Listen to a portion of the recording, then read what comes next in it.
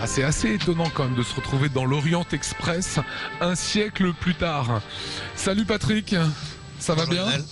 Patrick, tu vas nous faire la vraie visite. Patrick, c'est le directeur des travaux chez Borifère. Ça recèle que des petits secrets dans ce train. Ce n'est que des surprises, ce train. Donc ça, c'est la chaudière, c'est ce qui servait pour faire le chauffage dans tout le wagon. Donc c'était totalement indépendant. Totalement autonome. Là, avec les consignes de sécurité dans les langues.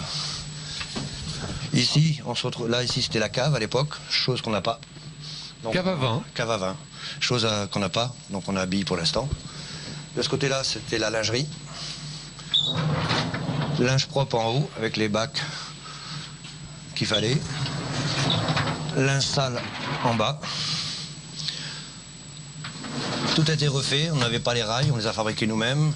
On n'avait pas les poignées, on les a fabriqués nous-mêmes. Les portes ont été remises telles qu'elles fonctionnaient à l'époque, coulissantes. Là, on est quasiment à l'identique. On est quasiment à l'identique. Alors, je redescends quand même la table ici. Tout était mobile en fait. Hein. Les tables étaient mobiles. Les fauteuils, il y a des fauteuils qui sont comme des strapontins qu'on voyait. D'accord. On a entièrement refait, on n'avait pas les pieds, c'était refait à l'identique. On en avait deux.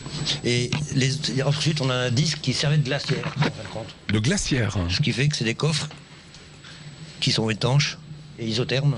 Les tables, on en avait 7 d'origine et 5 qui ne sont pas d'origine. Alors je vois en me baladant des marqueteries formidables. Hein. Ici, c'est combien de corps de métiers différents qu'on travaille à tes côtés? À mes côtés, 5. Menuisier. Menuisier, électricien, métallier, photographe, peintre, bâtiment et industriel. Pourquoi photographe? Pour les marqueteries. C'est des photos. C'est des photos, ça? C'est des photos. D'accord, l'illusion est parfaite. C'est des photos qui ont été prises grâce à M. Comble, conservateur du musée du Mulhouse, qui nous a autorisé à prendre les photos des marqueteries qui sont dans le train 3348 à Mulhouse. Il y a d'autres petites choses à voir encore dans le train? Oui, ces tables, elles étaient en formica, des années 50, de l'Orient Express quand même, et elles ont été habillées de la même manière que les originaux. Le seul petit détail, c'est qu'elles ont un coin carré. Et là, c'est rond. Les prises ne sont pas d'époque, parce qu'à l'époque, les prises qui étaient là, c'était rien du tout. Ça, c'est des prises qu'on a mis de manière à aller avec le style. Elles sont en porcelaine. C'est de la porcelaine. Au-dessus de nous, le plafond, il était complètement détruit. On a tout poncé, gratté, tout démoli. Il y a 230 kilos d'enduit, 116 mètres linéaires de baguettes. Il connaît tout. Combien ça pèse un wagon? Ce wagon-là pèse, sans les bogies, 43 tonnes. 43 tonnes. 55 tonnes avec les bogies. Je voudrais qu'on termine avec la cuisine, Patrick. On vous suit. Donc, avant la cuisine, on arrive à l'office, où là, on n'avait pratiquement rien. Les étagères qui sont ici ont été entièrement refaites.